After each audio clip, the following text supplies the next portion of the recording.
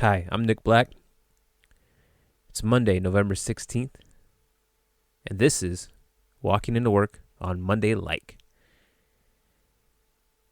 The Las Vegas Raiders beat the Denver Broncos 37-12 yesterday to move 6-3 on the season, 3-0 in the division, 2-2 at home, and I couldn't be happier. This had trap game written all over it, right? The Raiders won 2 straight.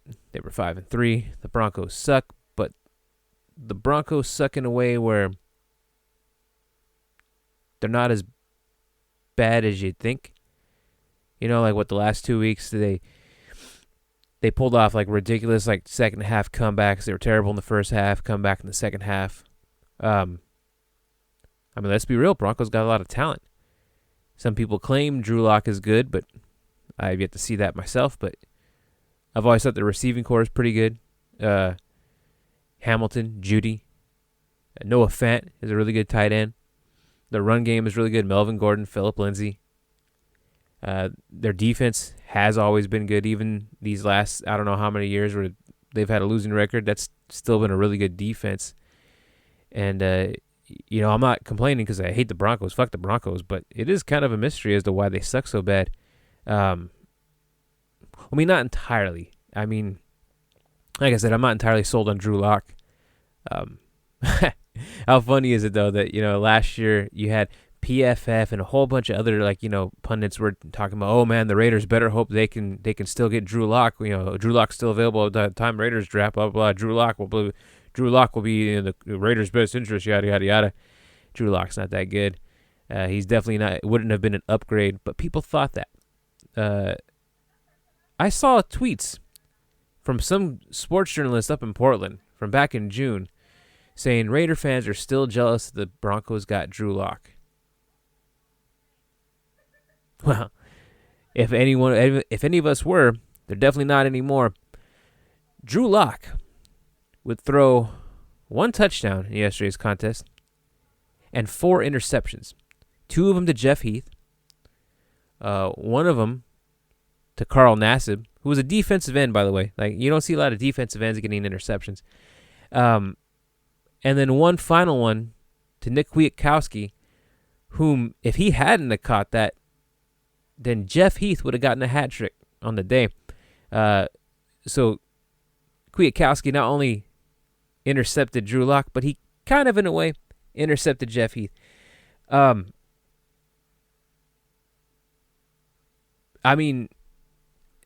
only watch the Broncos when they play the Raiders. Well, that's not entirely true. I mostly just watch the divisional games. I don't often go out and...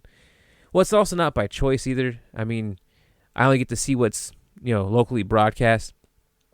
And in spite of the fact that the Raiders moved to Vegas, the NFL was nice enough to still consider my area still part of the Raiders market because otherwise I'd be screwed, right? I'd not have a way to continue watching Raider games otherwise. Because I don't live anywhere near Las Vegas. But I still just don't think other people think Drew Lock is a good quarterback. Well, actually, not based on the comments I saw yesterday, but up until recently, I would hear good things about Drew Lock. I've yet to see it personally myself. John Elway continues to just be a terrible evaluation of quarterback talent. I've said that before. And people have reminded me, well, he signed Peyton Manning. Well, that's not exactly an evaluation of good quarterback talent when it's one of the greatest quarterbacks of all time. It's called a no-brainer. Everyone was after Peyton Manning in free agency. And only a moron would have thought that Peyton Manning would have been a bad choice, right? We're talking about one of the greatest quarterbacks of all time. But since then, Broncos have started Brock Osweiler, Trevor Siemian. They traded up. I forget what they gave up, but they traded up to move back into the first round to draft Paxton Lynch. You guys remember Paxton Lynch? You guys remember when they put him out a couple seasons ago against the Raiders, thinking, oh man, he's going to be our guy. And the Raiders put it to him so bad, he cried on the sideline. You guys remember that? Remember Paxton Lynch crying like a little bitch on the sideline because he just couldn't hang against the Raiders, right? Against the Raiders defense, which has been in I don't know how many straight seasons historically bad, and I want to get to that in a moment, right? Because year in and year out, the Raiders defense, in spite of the fact they keep adding talent, somehow continues to find a way to be worse than they were before. Except for in these last 3 weeks. Now, I'm not saying that things have completely turned around. And I'm not saying, oh man, magically this is a good defense, because anyone who saw yesterday's contest will know these guys are terrible at tackling. And it's not just an opinion. I mean, statistically, they're ranking really low in tackles. And it's not like they got bad pursuit angles. I'm talking about Melvin Gordon yesterday. In damn near every play he ran, had arms around him and was still moving forward. And I don't mean like one guy. I mean, there was at least one play where 4 or 5 defenders, one after the other, had close contact, arms around him, and still couldn't make the tackle. Now, I can't talk too much shit. I've never played tackle football. I've played flag football. I've never played padded tackle football, so I can't personally tell you how difficult or easy it is. It damn sure ain't easy.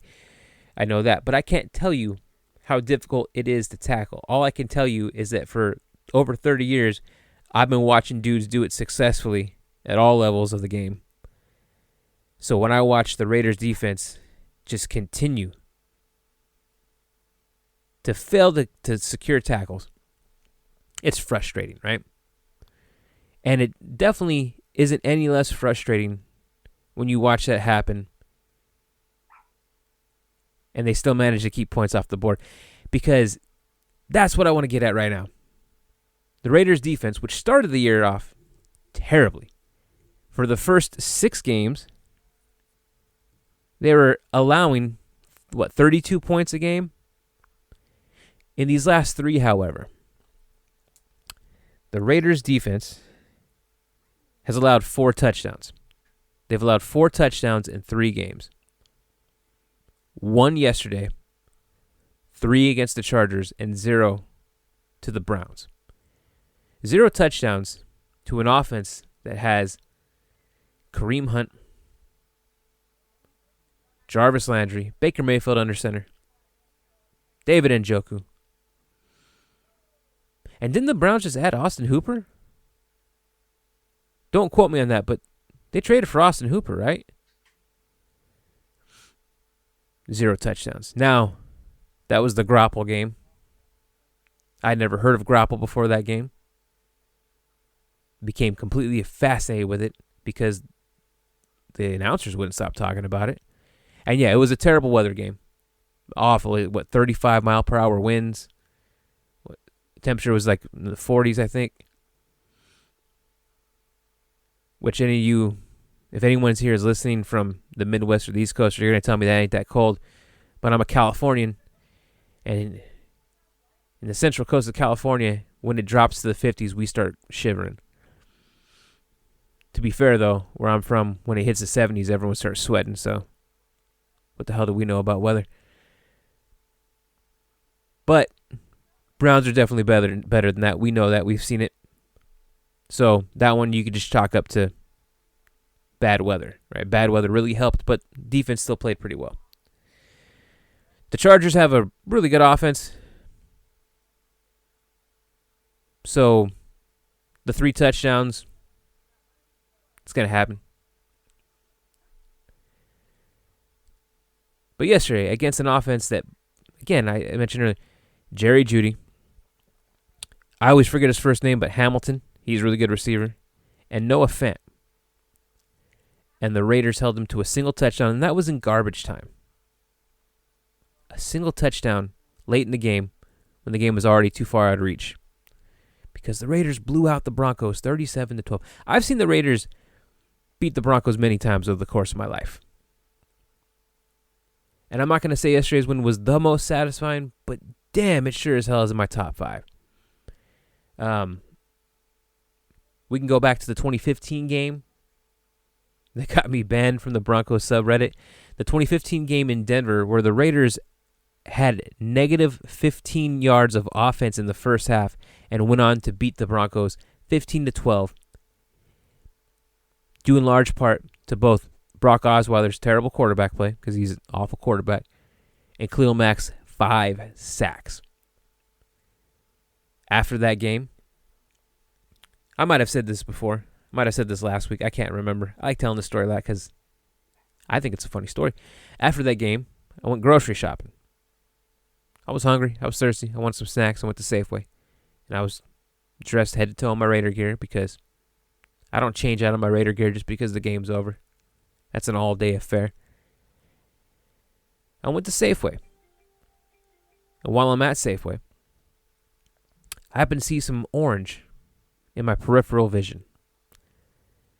And I look up, and there's a dude head to toe in all of his Broncos gear, which, A, fuck the Broncos. B, this is definitely Raider territory, so I actually respected the dude for having the courage to go out in public in any way, shape, or form in Broncos gear, let alone after a heartbreaking loss that I'm sure that was for them.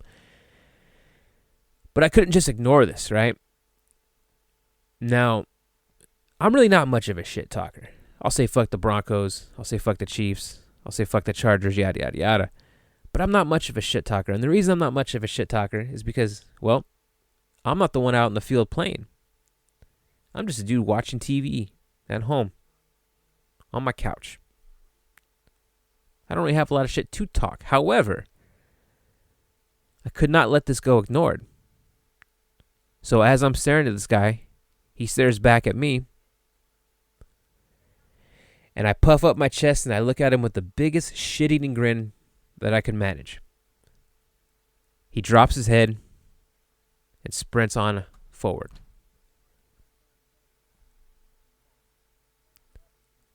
It was the best. I didn't have to talk shit. I just looked at him and smiled. Because he knew. He knew. Anyway. I mean, yesterday was fantastic. This is the Raiders defense that we've seen struggle over and over again throughout this season. Last season, they struggled greatly. Like I said, it just seems year after year, no matter how much talent they add to this roster, they just manage to get worse and worse. And that's the most frustrating thing about it, is there's a lot of talent on this defense. It just hadn't been working out until the last 3 games. But this is the best they've looked.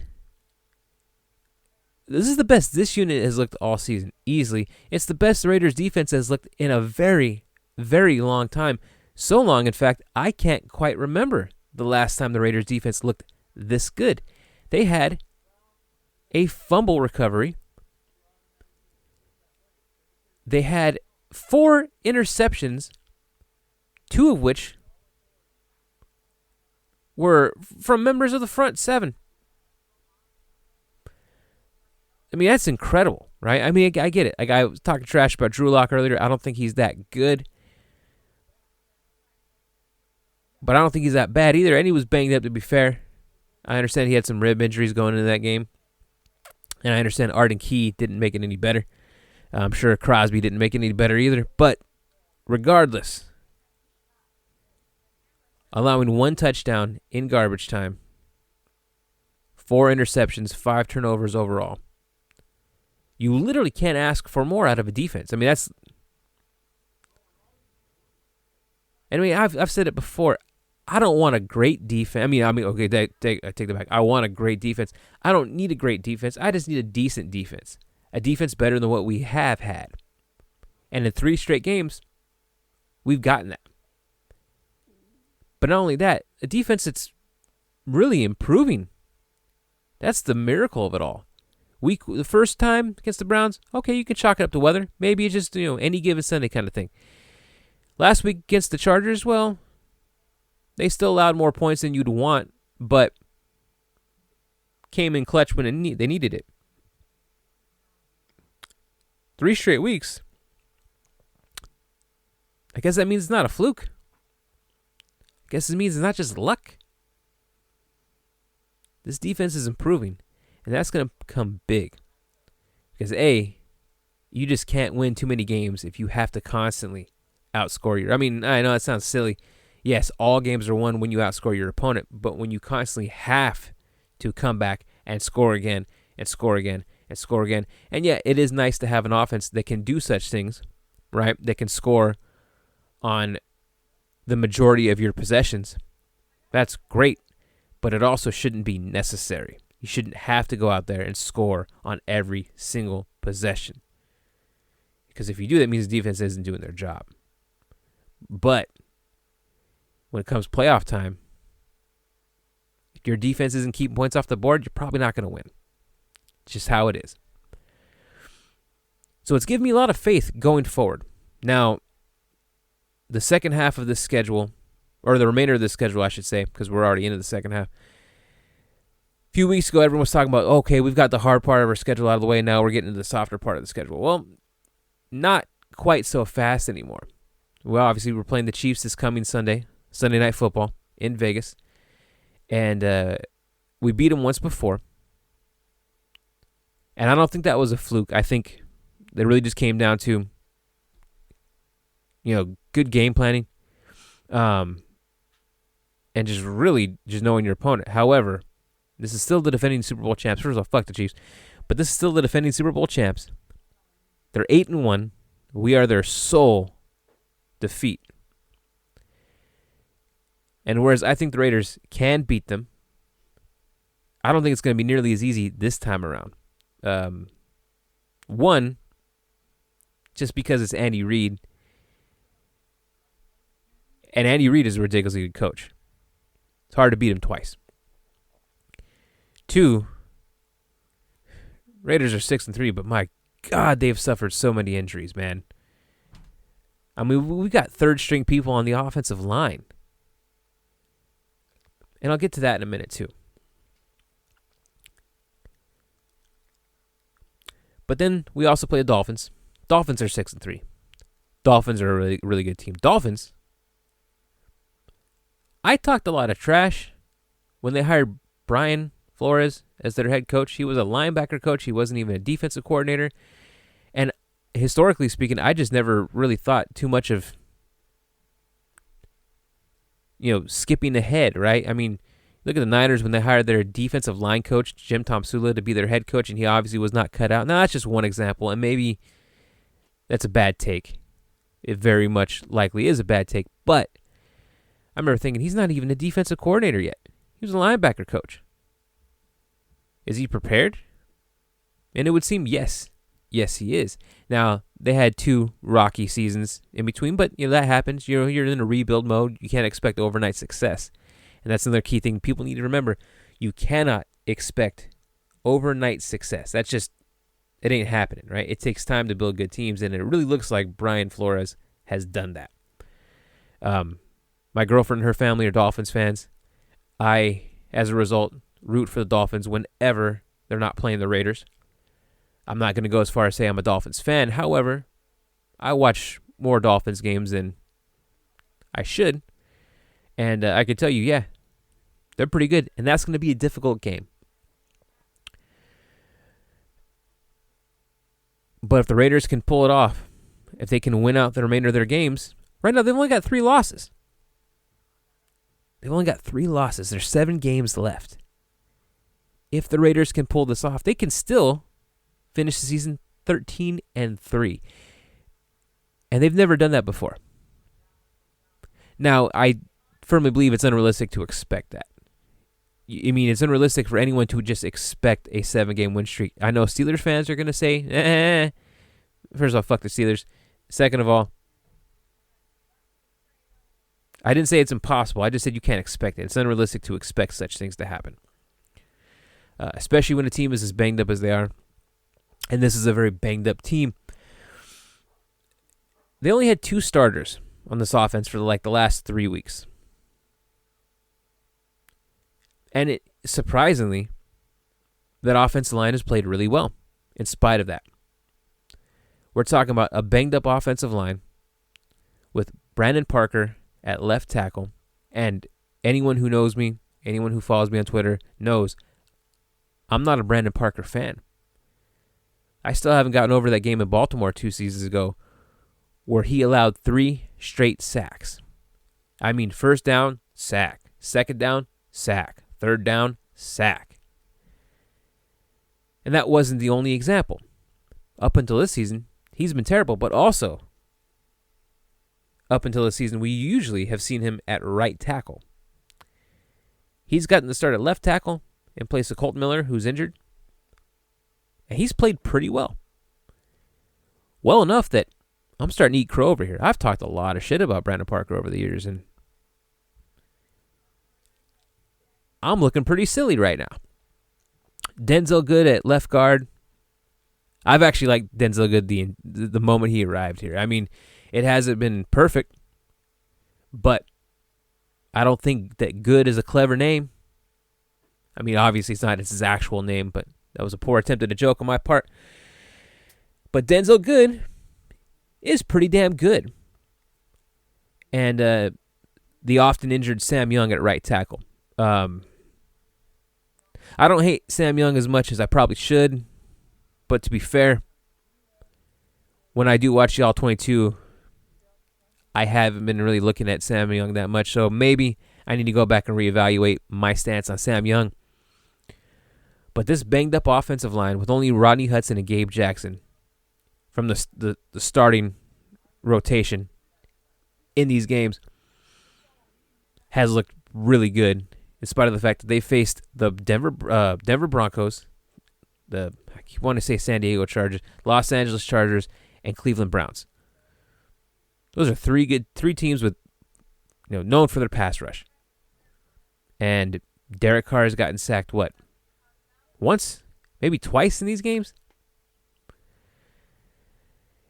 And speaking of which, in these games, with a banged-up offensive line, the Raiders have averaged 190 rushing yards per game and 2 touchdowns per game. Now, granted,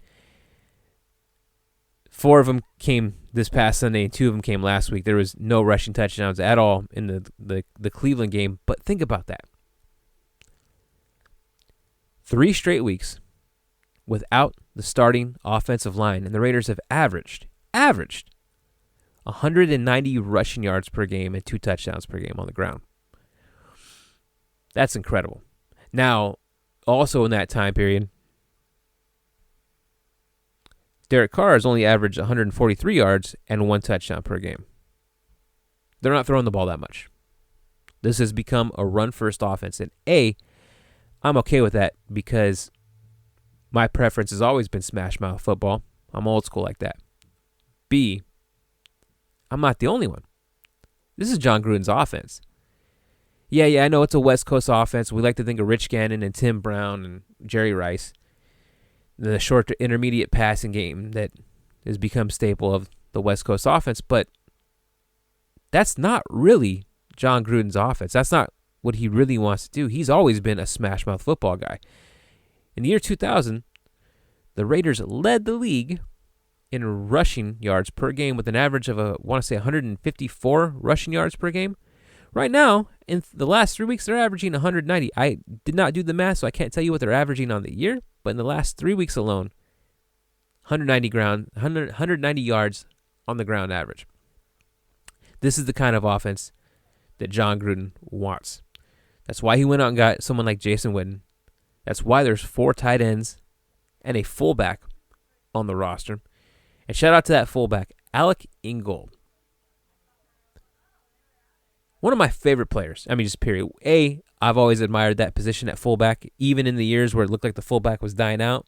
But right now, it's looking like the fullback is making a comeback. No pun intended there. More teams are employing fullbacks because it can be very valuable, obviously.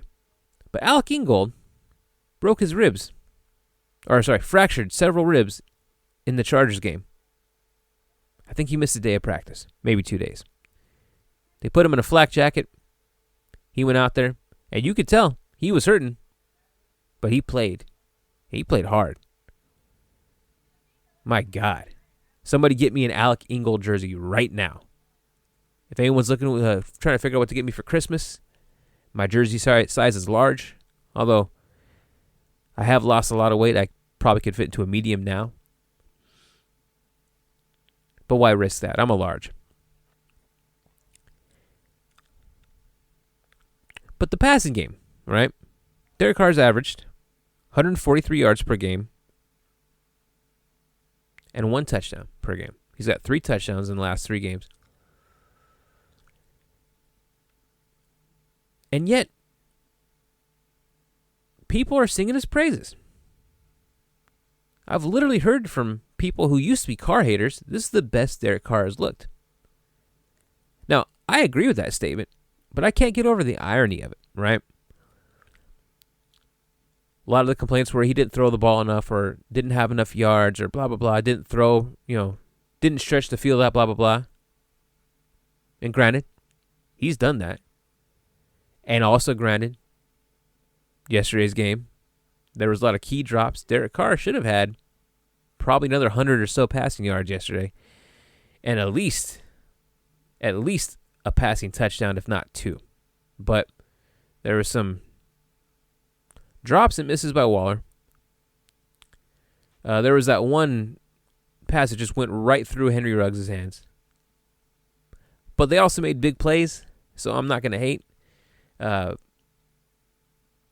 don't know how you could hate on Darren Waller. Darren Waller is absolutely fantastic. I don't care how many mistakes he might have made in yesterday's game. After everything he's done the last 2.5 seasons, he's earned the right to get away with a couple bad plays. Henry Ruggs, first of all, you have to give every rookie playing in this 2020 season a little bit of leeway because there was no offseason program. This has been a weird season. So I'm not going to hate on any rookies for any mistakes that might have been made. Henry Ruggs has come in clutch. He came in clutch yesterday. I'm a big fan. And for all the people who are saying, well, Carr needs to target him more. Guys, these things don't just happen, right? It's not as simple as just, hey, I'm going to throw the ball, you catch it. You got to learn timing. You got to learn their tendencies. You got to really get comfortable with them. It doesn't just happen automatically. I mean, yes, obviously catches happen. They get targeted, but it's not as simple. Darren Waller has been with the team since midway through the 2018 season. Carr's got a better rapport with him. Hunter Renfrow, this is his 2nd year, right? Carr just knows him better as far as like his speed, his timing, where he's going to run, where he's going to be. It'll happen with Henry Ruggs. Remember, we didn't draft him for the season. We drafted him forever. Well, obviously not forever, but we drafted him to be a playmaker here in the long haul. It'll happen. And when it happens, it's going to be glorious. Bryan Edwards came back. Bryan Edwards had a big catch yesterday. Now, Bryan Edwards, 3rd round pick out of I forget which school. But Bryan Edwards started the season on the depth chart, him and Ruggs starting receivers, right? Starting wideouts, right? Due in large part to losing Tyrell Williams for the year, torn labrum on IR. But remember, Bryan Edwards started opposite of Henry Ruggs this year, not Nelly. Although I'm not going to slander Nelly.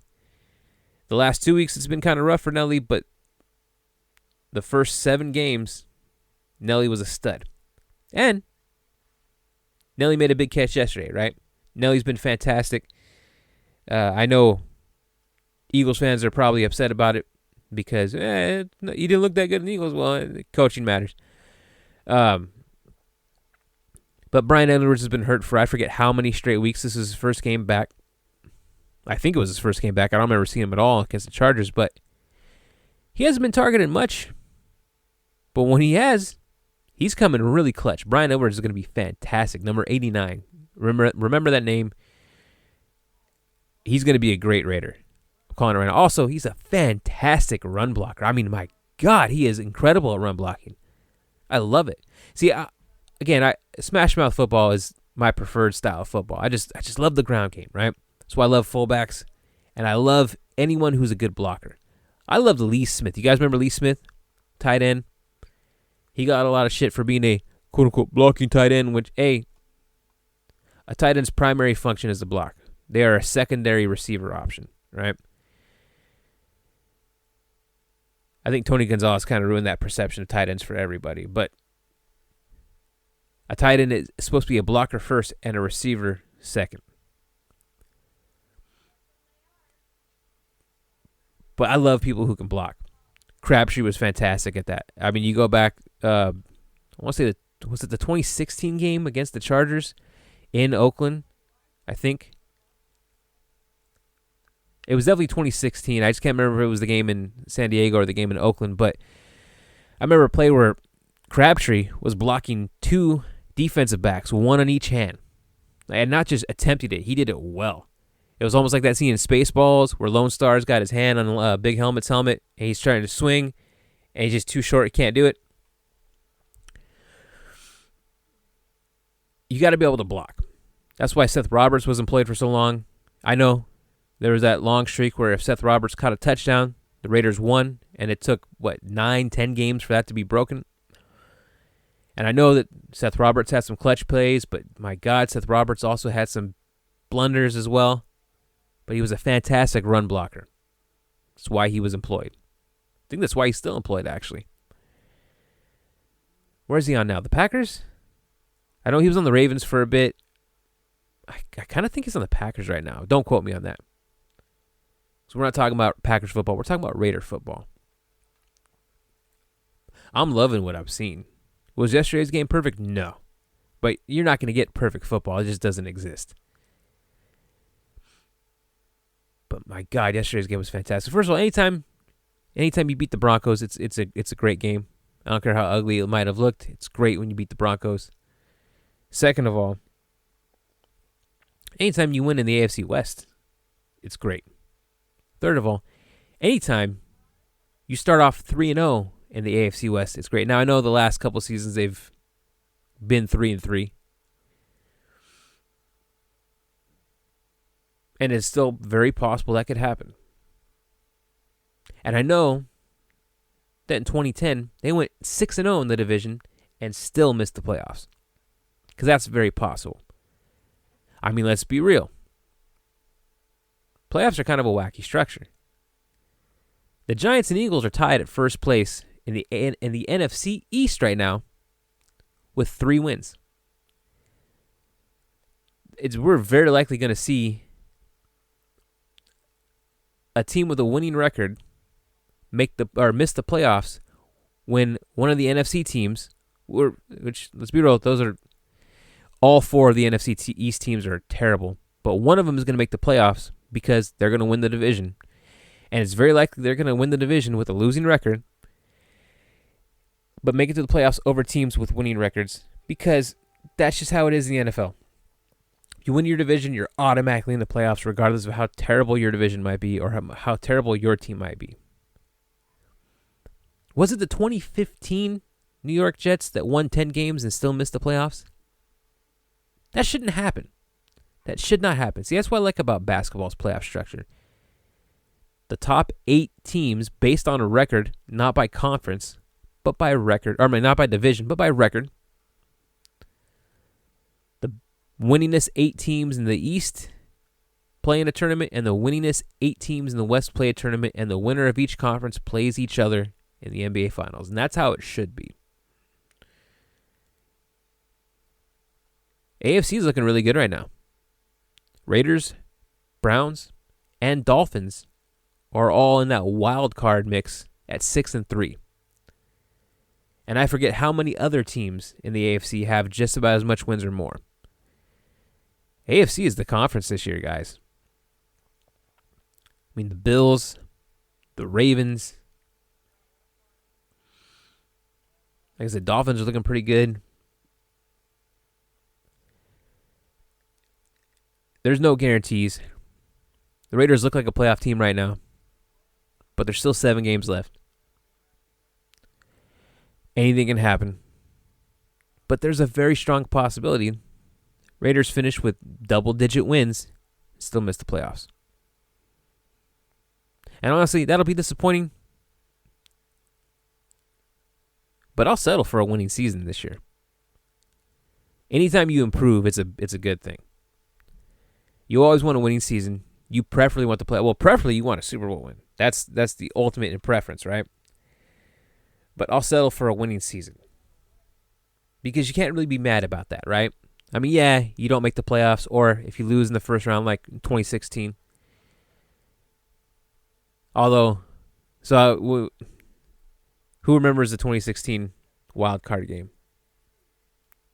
Raiders at NRG Stadium against the Texans. I remember that pretty well.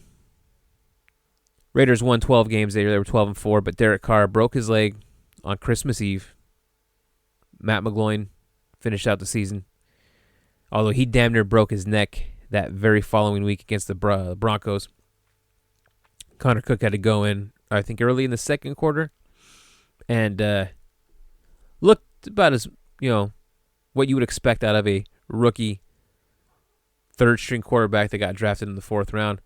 You guys remember how the Cowboys wanted to draft Connor Cook in the fourth round, and the Raiders traded up over them to draft Connor Cook, and the Cowboys had to settle for Dak Prescott?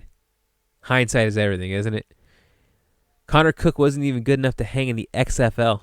Think about that for a minute. But you still got to give Connor Cook respect because, A, he stepped up.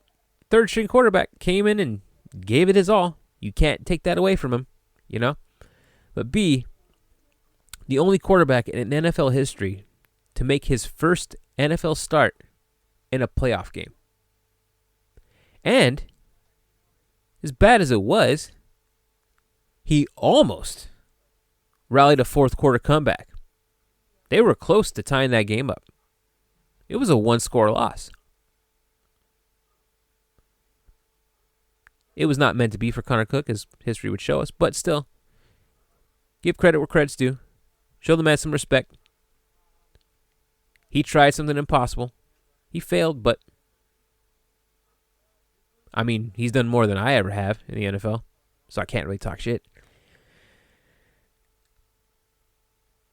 But I remember after that game, my girlfriend anticipated I was going to whine and bitch and complain, make excuses and yada, yada, yada. So she told me, just get it. I don't want to hear this. Get it all out of your system right now. And I was like, what? She goes, get all your complaining out of your system because I don't want to have to continue hearing this. And I'm like, I'm not complaining. She's like, but they lost. I said, yeah, they lost, but A, they lost in the playoffs. I was in high school the last time the Raiders made the playoffs. Dead serious. My senior year was when they lost in the Super Bowl. B, you'll never hear me publicly say I think the Raiders are going to lose any game. I'll never say that publicly. I'm just not that kind of guy. But subconsciously, I've been known to have my doubts. And there's no way in hell I thought that a rookie third-string quarterback had a chance in hell against what was then the number one defense in the league on the road in a playoff game. And I don't think many other people really expected Connor Cook to lead the Raiders to a playoff victory against the Texans that year. That was back when the Texans were still good. So I wasn't really disappointed. I mean, yeah, to an extent you're disappointed. You always want to see your team win. And, like I said, ideally you want to see them go all the way. And there's a lot of people who really thought that had Derek Carr been healthy in 2016, the Raiders could have gone all the way to the Super Bowl. I'm not alone in that. That was like a common opinion, a common take. So, I mean, there was a degree of disappointment. But like I said, I don't think anyone really expected Connor Cook to win that game for the Raiders. If you did, hats off to you. You are a much more optimistic person than I am, and I give you credit. But I'm not that optimistic. So ultimately, I just wasn't terribly disappointed. I was happy. They won 12 games and made it to the playoffs. That was a vast improvement over the previous, 13, 14 seasons at that point? And then since then, they haven't had a winning season. But right now, they're 3 games away from a winning season. And like I said, ideally, I like to see this team go all the way to Super Bowl and win. Ideally, I like to see them at least make the playoffs. But I'm not gonna lie to you. I'll settle for a winning season. I'll settle for 9, 10, 11 wins, even if they don't make the playoffs. Because this team is good. And after 9 games, we've only seen this team lose 3 times. Once to the Patriots, once to the Bills, and once to the Bucs. We've seen this team beat the Saints. We've seen this team beat the Chiefs on the road. We've seen them beat the Browns on the road, the Chargers on the road, and the Broncos at home. I mean, yeah, we can talk about the Panthers too, but that was an ugly win, and it wasn't nearly as impressive as the rest of these wins were. So, in closing, I encourage you to walk into work today. Although by the time you're listening to this, you're probably working a night shift, but a lot of people work nights. I encourage you to walk into work, your head held high, your chest sticking out, with swagger and arrogance and ego. Because Raider Nation, you've earned this. You've suffered long enough. You deserve to be able to brag. I don't have a job that I can walk into with swagger and arrogance and ego. But that's why I'm recording this. But if you still have a job, talk your shit. Rock the biggest shit-eating grin you can muster. And brag. Brag for the next 6 days. Because you can. And really, you deserve to. Fuck the Broncos. It's Chiefs week. Fuck the Chiefs. I can't wait for Sunday Night Football. Thank you for listening.